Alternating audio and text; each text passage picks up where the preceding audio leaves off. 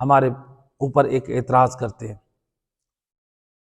برادران اہل سنت میں سے بعض جو ہے وہ اعتراض کرتے ہیں، کہتے ہیں کہ دیکھو اللہ سبحانہ و تعالیٰ کہہ رہا ہے کہ قرآن جمع کرنا ہمارا کام ہے، پڑھنا بھی ہمارا کام ہے، پڑھانا اور اس کو محفوظ رکھنا اور اس کا بیان کرنا یہ ہمارا کام ہے۔ اللہ نے اس کو محفوظ بھی رکھا ہے، سارا کچھ اللہ تعالیٰ اپنے بارے قرآن کے بارے میں کہہ رہا ہے کہ یہ ہمارے اوپر ہے۔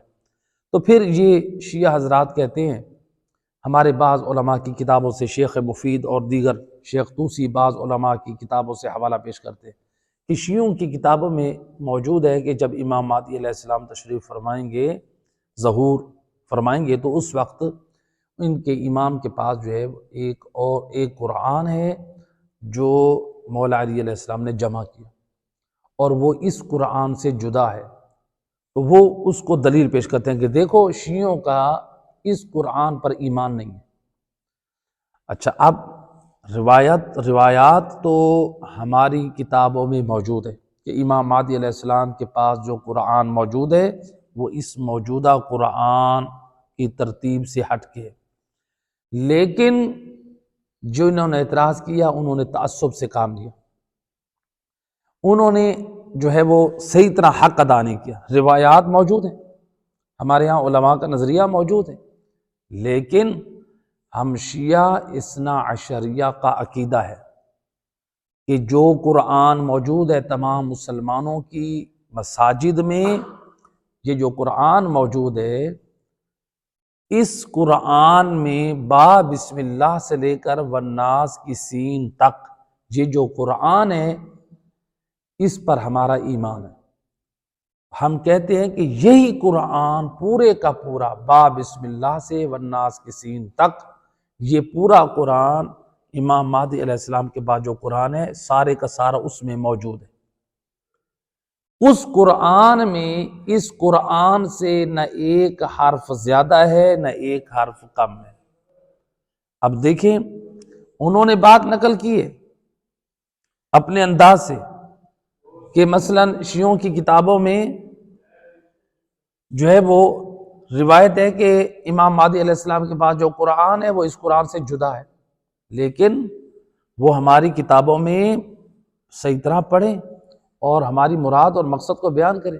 اگر وہ جو ہے وہ اپنی قوم کے نوجوانوں کو تشیع سے دور کرنے کے لیے تعصب سے کام لیں تو وہ خیانت علمی کر رہے ہیں۔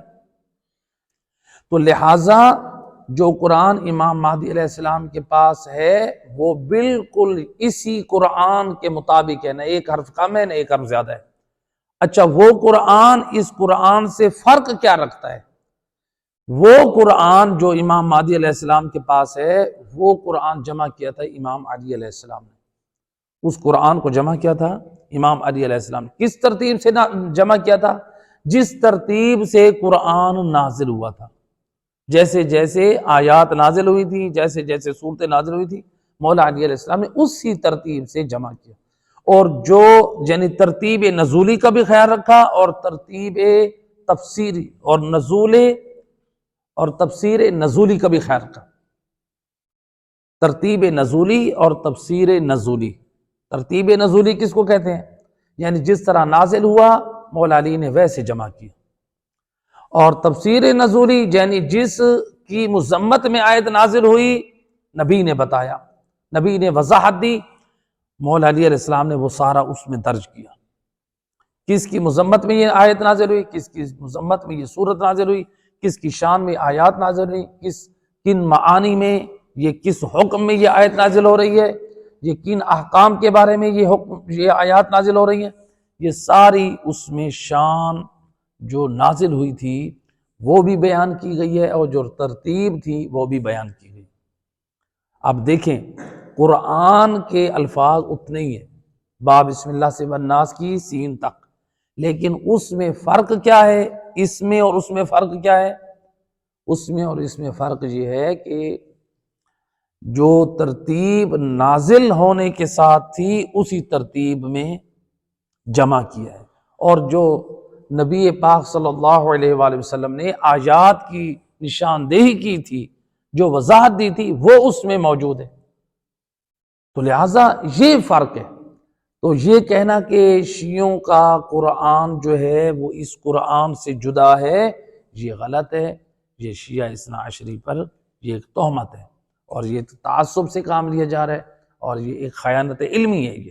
تو لہٰذا یعنی اگر کوئی بندہ روایت پڑھ لیتا ہے شیعوں کی کتابوں میں، تو اس کے بارے میں انسان پوری معلومات حاصل کرے اور دیکھے کہ ان کے علماء اور محققین کیا کہتے ہیں۔ اس لیے جو ہمارے مشہور یعنی جو ہمارے علماء ہیں تو وہ تحریف قرآن کے قائل نہیں ہیں۔